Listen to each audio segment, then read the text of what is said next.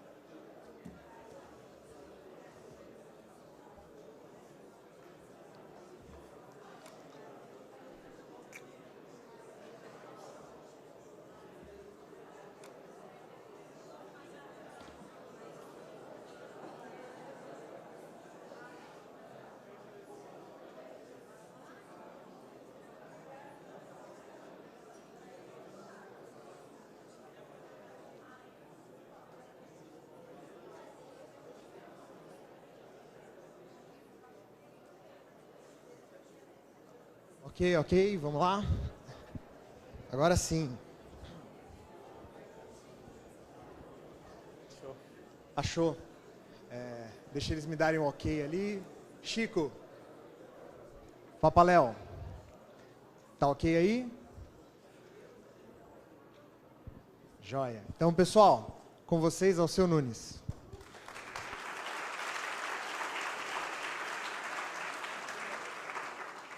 O cara já vai contar o tempo aqui. Putz.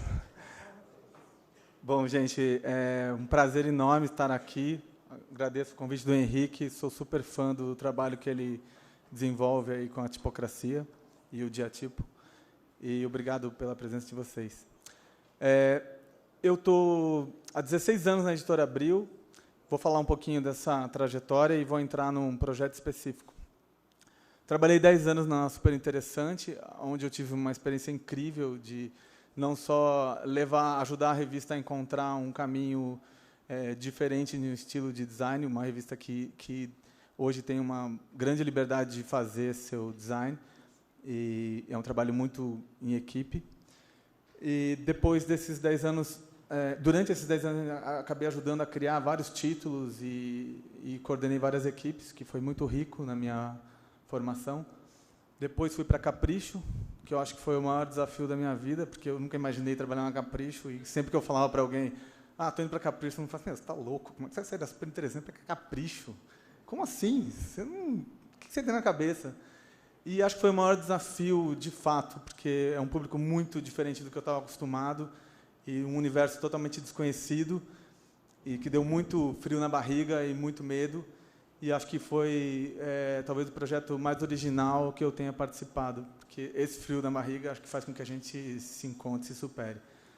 E depois disso, eu fui convidado para trabalhar na VIP, e na minha conversa, onde eu aceitei a proposta, o diretor anterior que me convidou, eu deixei bem claro para ele que, olha, eu vou desde que a gente não tenha que mudar o projeto gráfico assim que eu chegue na revista. Ele, não, tranquilo. Você tem aí uns meses para conhecer a revista, conhecer a equipe, e aí, depois disso, a gente pensa no projeto. Vem com calma. Dia seguinte que eu estou na revista VIP, toco o telefone do presidente da empresa, exigindo que fizesse a mudança do projeto. Bom, aí foi um caos. Então, eu vou falar um pouco mais rapidamente, porque o tempo já está correndo. E a gente teve que fazer um projeto da noite para o dia. 1 mês de execução do projeto de uma revista que tem uma complexidade bastante insana. A gente, na verdade, tinha que fazer esse projeto. Eu ainda não conhecia a equipe, eu ainda não conhecia muito o processo das masculinas. Eu trabalhava na Capricho, então era um pouco diferente, mas tudo bem. Eu tinha uma relação próxima com o meu público, né? Bom, para começar, eu pensei primeiro eu vou mostrar uns casos aqui. O trabalho do design editorial, lógico que tem um projeto gráfico, mas o dia a dia é um trabalho muito rico, assim, onde você tem que pensar bastante como contar uma história. Esse é o texto, quando ele chega para a gente, ele chega um texto Word, lógico, né? O cara escreveu, mas muitas vezes não é muito claro o que se quer desse texto. Então, o trabalho é muito, não só resolver graficamente e tipograficamente a matéria, mas você tem que pensar em todas as possibilidades e formas de atrair o leitor. Então, aqui era uma matéria de churrasco, foi difícil encontrar a pessoa certa para fazer essa foto. E, bom, agora falando um pouco de tipografia, né, que a gente veio aqui para isso. Eu escolhi no projeto a Sorro, que eu achava que tinha uma característica forte de uma egípcia quadrada que dava um tom masculino para a revista. Mantive uma fonte de serifa, que era Mercury, que foi usada já pela Square. A Sorro, se eu não me engano, foi Monotype, e a Mercury da Hoffler. Bom, e aqui o que eu acho interessante ver é a variação, né, do ritmo e da hierarquia e dos tons de vozes que a gente tem para conversar com o leitor. Aqui um detalhe um pouco mais aproximado, né? Mas só para sentir a variação realmente tanto a caixa alta como dos pesos. Aqui a continuidade da matéria, também só para sentir... Não dá para botar uma página só, aí eu vou passar rápido, porque senão a gente vai perder muito tempo. Mas dá para ver um pouquinho dos detalhes e como a gente cria muitas entradas. A revista é muito picada de linguagem, então às vezes é bem complexo encontrar a melhor distribuição, a melhor escolha tipográfica. Nesse projeto aqui, além da Sorro, eu usava Antena como uma sem serifa, e num caso muito específico, que eu dividi a revista em cadernos, a Archer na parte de moda da revista, contrariando todos os meus princípios de poucas fontes. Aqui tinham 4 fontes nesse projeto. Mas é muito cheio de entradas. Então, aquele texto bruto, quando você recebe, às vezes você não sabe o que você vai fazer com ele e transformar em tantas entradas e tantos destaques e tantas formas de possibilidades da fonte. Nesse caso, a Antena é a fonte mais rica desse projeto, que tem 56 pesos diferentes, o que ajuda muito num projeto de design editorial de revista. É desenhada pela fonte Biro. E teve um momento que eu achei até que ela estava tão rica que comecei a usar ela mais fortemente nas matérias do que a própria Sorro.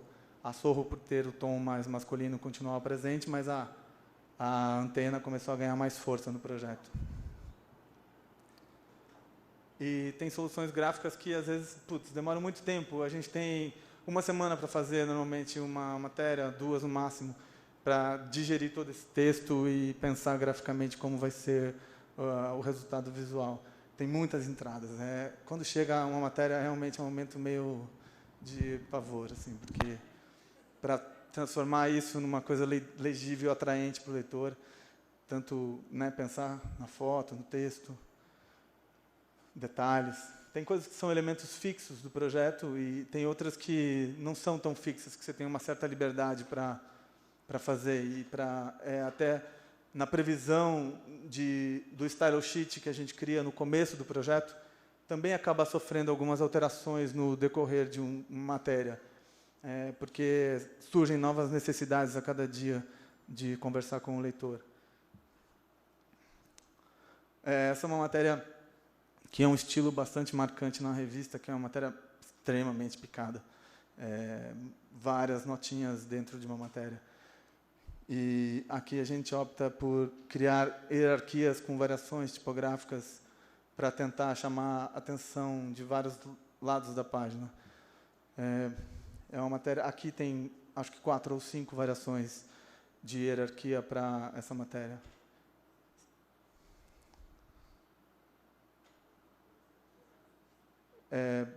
Tem muitos detalhes. E a gente vai fazendo,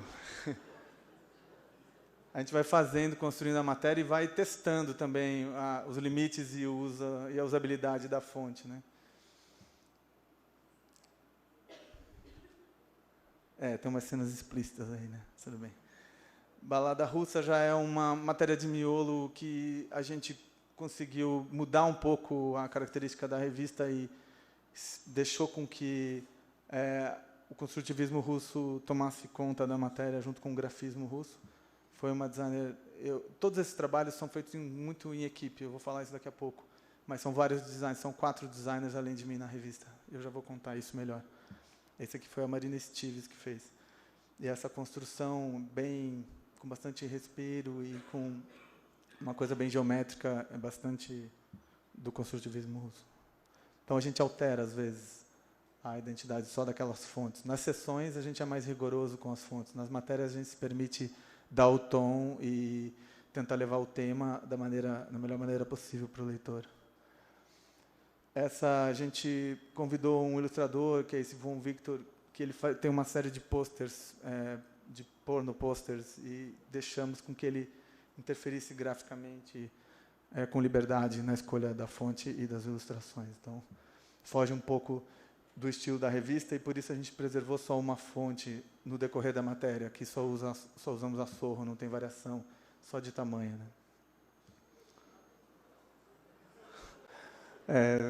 Bom, a revista público masculino tem essas coisas. É uma revista divertida, a VIP. Eu tinha um certo preconceito antes de trabalhar lá, mas hoje eu já me divirto bastante fazendo. Esses são cadernos especiais de aberturas de editorias. Esse aqui é o Boa Vida de Natal, então a gente queria fazer uma coisa com fitas. Então tem uma certa liberdade de criar um estilo diferente aqui. Essa fonte, lógico, não é da revista, foi criada especialmente para essa página. Partindo desse mesmo princípio, moda também tem aberturas de caderno com uma certa liberdade. E aqui começou já um outro nível de uso da tipografia, que eu acho que tem um caminho mais interessante na revista. Essa foi uma matéria que a gente convidou o Herbert, um grafiteiro, para fazer os tipos, e a gente trabalhou no fundo das fotos nesse editorial de moda meio hip-hop aqui.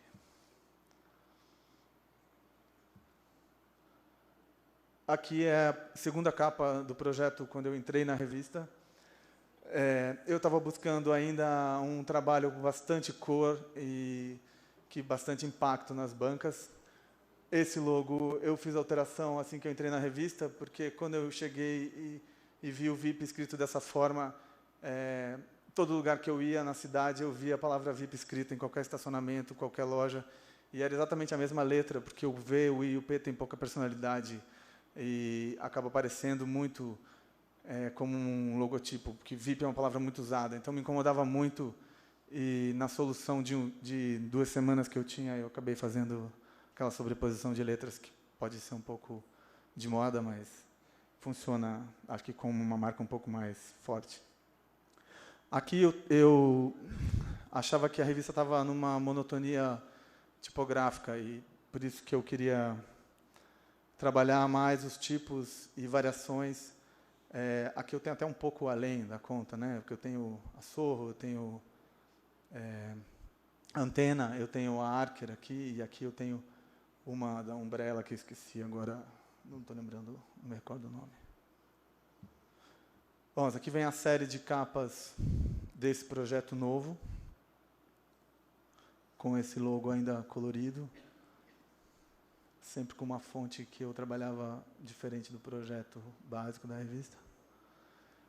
E aqui eu comecei a limpar um pouco as cores, e a revista começou a ficar um pouco mais monocromática, continuando um trabalho gráfico. E aqui veio uma virada maior, tipográfica, que eu abandonei a Sorro completamente, já pensando numa transição para o projeto novo, e comecei a usar a Antena de uma maneira mais efetiva na revista. E continua aqui a mesma série de fotos. E aqui agora tem a mudança do projeto gráfico, efetivamente. De 2009, só foi mudar agora em 2011, com essa edição comemorativa de 30 anos. Onde o uso da antena está um pouco diferenciado do que eu usava anteriormente, com esse espaçamento mais forçado, tentando criar um estilo mais próprio e diferenciado para a revista. Tem poucas edições com esse projeto, essa é a segunda. E aqui eu vou falar um pouco do projeto de 2011. Primeiro, eu acredito que o trabalho é feito em equipe. Eu gosto muito de envolver toda a minha equipe no trabalho, no processo criativo, o que eu acho que torna o processo um pouco mais difícil de ser concretizado, porque são muitas cabeças pensantes de estilos diferentes. Mas acho que é a forma mais rica e que vai ao produto final, né? O nosso leitor é muito diversificado, apesar de ser o público masculino, são de muitas faixas e de poderes aquisitivos diferentes. Então, quanto mais pessoas com olhares diferentes, mais rico vai ser o resultado. Nesse caso, eu fiz um sistema de fichas com as principais tarefas do projeto, onde cada momento um designer escolhia uma ficha e começava a trabalhar meio isoladamente sua missão da semana, né? E depois desse trabalho era apresentado ao grupo e a gente discutia e passava adiante para outra pessoa ou continuava com a mesma pessoa. Aqui um pouco mais técnico, desde o baseline, que eu acho que mudou muito. Eu sou da geração pré-computador, então no meu tempo, quando comecei a fazer revista, ou os corpos tinham proporções que você conseguia usar a entrelinha batendo uma com a outra, com a diversidade de tamanhos, ou você sempre tinha problemas com os brancos e era complicado. Agora, com você usando um baseline muito pequeno, você consegue trabalhar muito mais teu texto. Então, e nessa altura do projeto aqui, é muito mais um estudo de espaçamentos e de padrões para ver quais as áreas de respiro que a gente vai utilizar no projeto do que qualquer coisa. E aqui um pouco do estudo da definição do grid, que nesse caso é de 12 colunas, e a manutenção da antena como uma das fontes principais do projeto, porque é difícil abrir mão dos 56 pesos que ela tem, que mesmo trabalhando numa editora que é uma das maiores editoras do mundo, posso dizer assim, a gente tem difícil recursos para comprar fontes o tempo inteiro. Então, um tipo desse eu resgatei de um projeto que tinha ajudado a fazer na BIS, e a fonte estava lá adormecida, e eu falei, não, é ela mesma. E acrescentei a stag, sumiu com a Sorro, e deu um ar um pouco mais renovado para a revista. Aqui já são páginas do projeto novo, aqui com bastante liberdade, na verdade, de fazer. Também mantém-se todas as características de hierarquia, né? Aqui já é uma página de seção, coloquei só para vocês sentirem. Seção também tem um caráter de hierarquia muito grande e de um refinamento.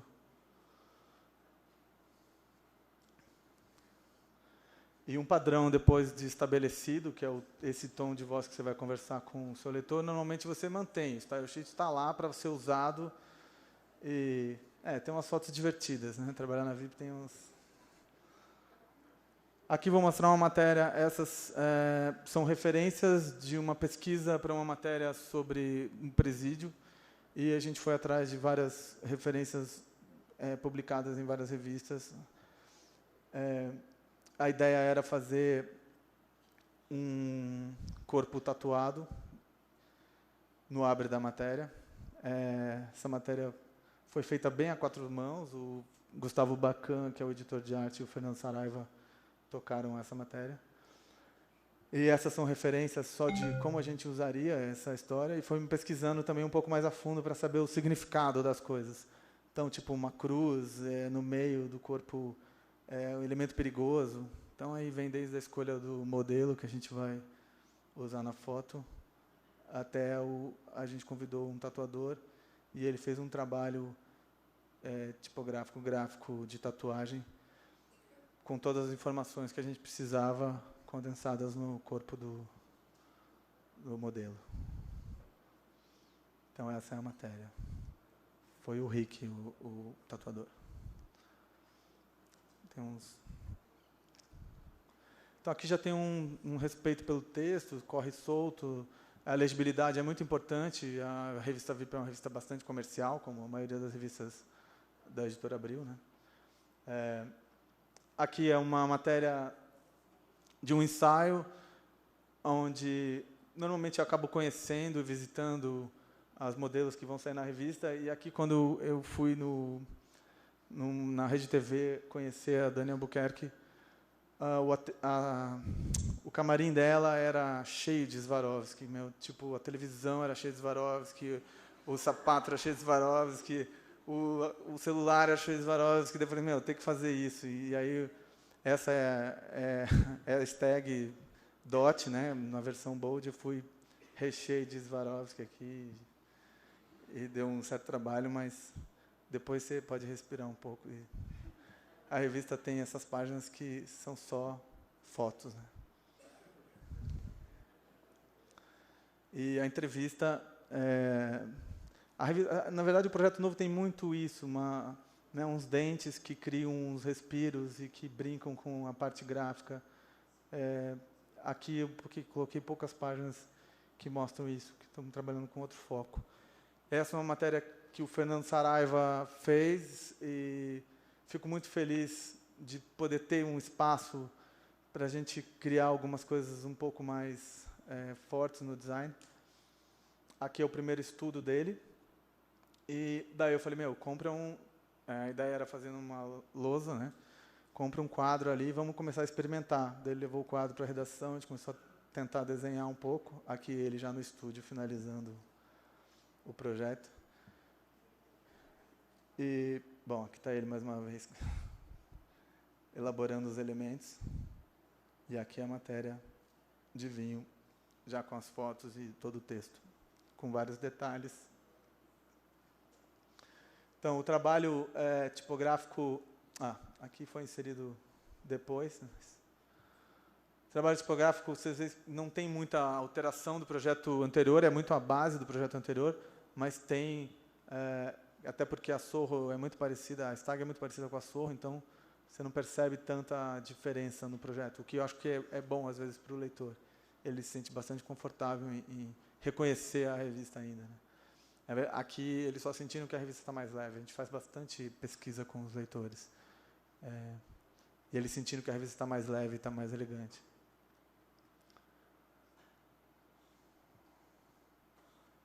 Aqui já é um trabalho que eu acho que é a evolução daqueles primeiros que eu mostrei, dos Abres. Também foi feito pelo Fernando Saraiva, que é uma página... desde que eu vi aquele projeto, daquela tipografia... do primeiro Abre de moda que eu mostrei, eu pensei, vamos transformar sempre a moda num Abre gráfico e tipográfico. E aí a gente chegou nessas soluções que tem bastante liberdade para trabalhar, e cada mês a gente fica buscando referências e encontrando soluções que surpreendam o leitor. Aqui é um trabalho brincando mais com as retículas.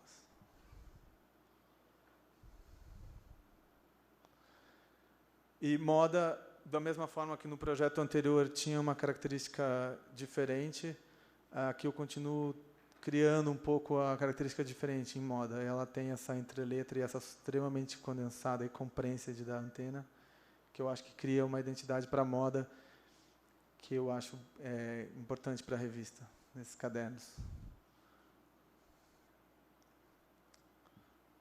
Eu fiquei com tanto medo do tempo que sobrou muito tempo, cara. 8 minutos.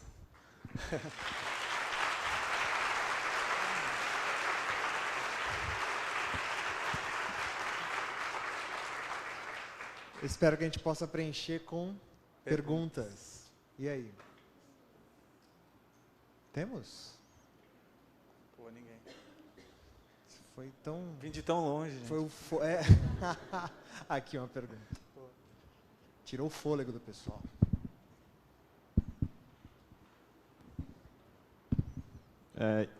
Muito bacana a palestra. Uma coisa assim que eu percebi é que, por terem vários tipos de conteúdo, várias coisas diferentes, assim, como é que era a sua preocupação com a consistência?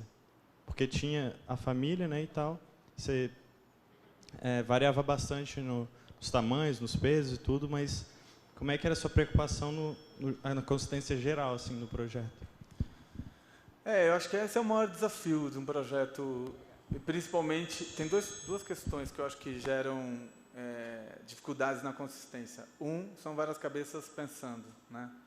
E aí cada um usa um raciocínio para criar e para construir a sua matéria. E a minha equipe trabalha com muita liberdade. Eles apresentam a ideia para mim e a gente chega a uma conclusão de qual é o melhor caminho e eles começam a fazer esse caminho. Mas a consistência ela é construída no decorrer do processo. Você vai avaliando e conversando e vai afinando detalhes que fazem a diferença para realmente ter a unidade. E revista é um meio muito rápido, né? Ela dura 1 mês na mão do leitor e já vem outra e quando você vê, você está num ciclo maluco e muitas vezes vicioso. Então a gente tenta fazer todo mês, a gente faz todo mês uma edição crítica, onde a gente lê a revista na redação inteira, em conjunto, e aponta todas as questões, seja ela gráfica, seja ela de qualidade editorial ou de imagem, onde a gente revê. Então, às vezes a gente erra, e a gente gosta de enxergar a revista o tempo inteiro para monitorar onde a gente poderia melhorar. Então, é normal você ter uns gaps, às vezes. Você olha e fala, puta, o que aconteceu aqui? O importante é você aprender com seus erros, né? Olhar e falar assim, não, isso aqui não pode acontecer mais, qual a melhor solução? E a gente chega a uma nova diretriz, né? É mais ou menos assim que a gente trabalha. Pergunta do Volney, que veio de mais longe ainda. Opa. Oi, boa tarde. A minha pergunta é a seguinte, quanto ao teu desenvolvimento do projeto gráfico, qual o nível de especificação que ele chega, por exemplo, para a equipe trabalhar? Ele tem uma especificação mais genérica, mais mutável, ou você chega a desenvolver uma estrutura muito especificada, um manual, ou a que nível chega essa especificação e como que se direciona isso para a equipe? Então, o jeito que eu gosto de trabalhar é a construção junto com a equipe. O que eu acho mais difícil, porque eu poderia, quer dizer, mais difícil em termos, né? Poderia ter uma vida insana, me internar, fazer o projeto e apresentar o manual e, se vira, negão. Mas não, eu acho que o legal a construção em conjunto faz com que todo mundo tenha na cabeça o funcionamento do projeto. E é lógico, esse projeto tem um registro de funcionamento, que é um mini, vamos dizer assim, manual, e tem algumas regras, mas, ao mesmo tempo, não sei se você perguntou das diretrizes anteriores à construção ou pós? Pós. Tem um mini manual, que não é tão aprofundado assim, mas a gente tem a construção dos templates, né? Cada editoria tem seus templates, que são a regra, assim, a master page que você usa para fazer as edições. Qualquer alteração que a gente faça, vale a última master page que você vai ter que usar para fazer as suas novas páginas, né? É muito mais em cima disso. Mais alguém? Perguntas para o seu? Tem uma pergunta aí na internet? Então, vamos lá. Diga, Papaléu. A Débora, aqui na transmissão, fez uma pergunta. Esse refinamento e ajustes são debatidos entre quais profissionais envolvidos, visto que o designer tem um olhar e entendimento melhor e pode chocar com a opinião do outro, de outra área? A gente às vezes tem níveis de aprovação. Abril tem uma hierarquia de aprovação. Quando eu entrei na VIP, eu já conquistei uma certa autonomia dentro da Abril, então eu consigo aprovar alguns projetos diretamente com o meu diretor só. E ele acredita ou não no que a gente está fazendo. Mas, em outros momentos, eu já tive que apresentar a hierarquia máxima da Abril, que está lá, um diretor consultor que mora na torre, e a gente tem que ir lá levar o projeto, mostra para ele, e ele aponta as suas questões ou não. Só que eles respeitam muito a opinião e o caminho da redação. Eles falam, olha, todos os momentos que eu vivi assim, eles falaram, olha, o risco é seu. Ele pontuou isso, isso e isso. Tem diretor que fala, olha, melhor você fazer tudo o que ele pediu para você fazer. E tem outros que falam, vamos nessa, você não precisa fazer tudo o que ele pediu para você fazer, vamos no que você acredita. Então depende, é meio livre às vezes, depende de quem está no comando da sua revista. Né? Eu já vivi os dois momentos. No projeto da Capricho, teve muitas críticas em relação à escolha da sauna como a fonte da revista, quando eu fiz a mudança do projeto, porque o diretor Master Plus cismou que o S não tinha boa legibilidade. Muda essa fonte. Não, eu não mudei, eu preservei durante 2 anos a fonte, tentando... Mas é meio uma briga política, né? Então, você tem que tomar cuidado até onde você vai. Tem horas que você tem que ceder. Por exemplo, a VIP, quando eu fiz o projeto, chegou um e-mail pedindo, né, da presidência, pedindo para aumentar o corpo de letra. Eu aumentei, micramente.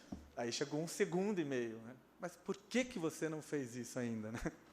E aí eu aumentei um pouquinho mais. E é isso, cara. Você, às vezes, tem que realmente fazer o que te pedem, e às vezes você vai onde você acredita. Mais uma pergunta aqui do Evandro. Alceu, a gente, quando trabalha assim, em empresas maiores, a gente tem um monte de limitações, problemas desse tipo, né? E, às vezes, o problema é interno à equipe.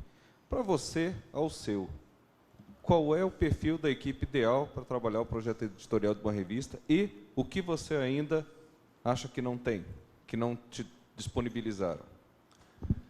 Olha, a equipe ideal é um mix de talentos, de pessoas que têm sensibilidades variadas. Né? Eu tenho na minha equipe, eu tenho que conhecer muito bem a minha equipe para saber quem é o próximo cara que eu preciso na minha equipe. Porque tem gente que tem mais afinidade com tipografia, tem gente que tem mais afinidade com ilustração, tem gente que tem mais afinidade com o editar, que é transformar o texto bruto que chega em texto que vai para o leitor, em design. Então, o meu mix, eu tenho que ter todas essas pessoas presentes. É difícil encontrar todas essas pessoas, é difícil enxergar todas elas. Eu costumo fazer um exercício com todos os designers que vão trabalhar comigo, que é que eles façam uma análise da revista. Então, eles pegam e fazem uma análise de ponta a ponta da revista. E, para mim, eu tiro ali a maior lição, que é não só conhecer um pouco mais do olhar dele sobre o projeto da revista, como também perceber o que ele não percebe na revista. E aí é onde eu tiro mais lições, porque o que ele não percebe é o que eu vou tentar trabalhar com ele para que ele se torne um profissional melhor. Porque eu acredito que cada designer, na verdade, é um pequeno, grande diretor de arte em potencial. Eu não tenho um designer. Todo designer é um diretor de arte. O meu papel é ajudar com que eles encontrem um caminho para que eles estejam um dia no meu lugar. Então, eles têm que ser completos, eles têm que gostar de tudo, eles têm que, né, ter interesses mais variados possíveis, abrir a cabeça deles. Não é fácil, mas eu acho que o importante é fazer com que ele se sinta seguro no trabalho que ele desenvolve. Então, eu dou muita liberdade para isso e eu interfiro apenas para encontrar essa linguagem e esse caminho do projeto. Então, é mais ou menos assim que eu penso a minha equipe. A tua experiência como professor te levou a esses caminhos ou foi o contrário? Putz, olha, eu acho que foi o contrário, cara. Eu aprendi na vida ali. O dia a dia acho que te ensina muito de como levar. Eu sempre tive facilidade nessa história de construção da equipe. E aí acho que isso veio aí você caiu para academia. Não, eu gosto de dar aula também, mas eu sou muito nervoso, né? Você viu que eu não consigo. Eu sou tímido, na verdade. É o problema. Tá certo. Pessoal, uma salva de palmas para o Alceu.